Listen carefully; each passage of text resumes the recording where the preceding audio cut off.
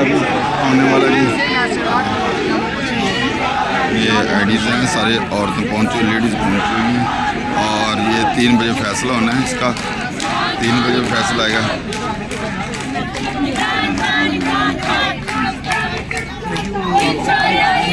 अस्सलाम वालेकुम मैम, कैसी हैं जी?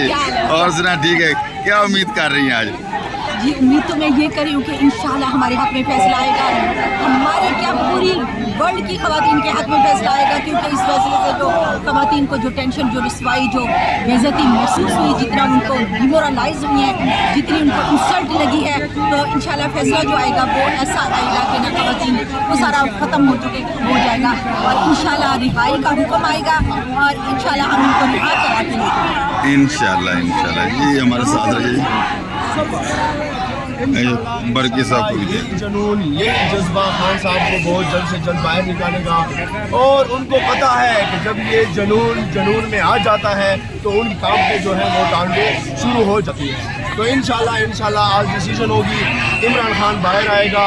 इमरान खान की मुर्शिद बुशरा बीबी बहुत जल्द बाहर आएगी और इंशाल्लाह ये पूरे पाकिस्तान की जीत होगी इंशाल्लाह। सर जैसे कल आपने देखा जुम्मा का दिन पीटीआई के लिए बहुत अच्छा साबित हुआ, बहुत बड़ा फैसला, बहुत अच्छी बात पीटीआई के चेहरे पे मुस्कुराहट देखी गई है। क्या लगता है आपको आखिर एक बड़ा फैसला आने जा रहा है? इंशाल्लाह बहुत बड़ा फैसला आने वाला है।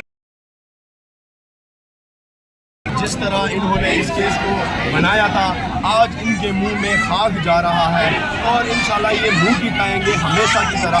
2 साल से इन्होंने जबर, जुल्म, फसाइयत का सारे रिकॉर्ड तोड़ दिए, लेकिन फिर भी इनको कुछ नहीं मिलने वाला। हमेशा मैं देखें जी, ये लेडीज़ हैं, ये लेडीज़ हैं,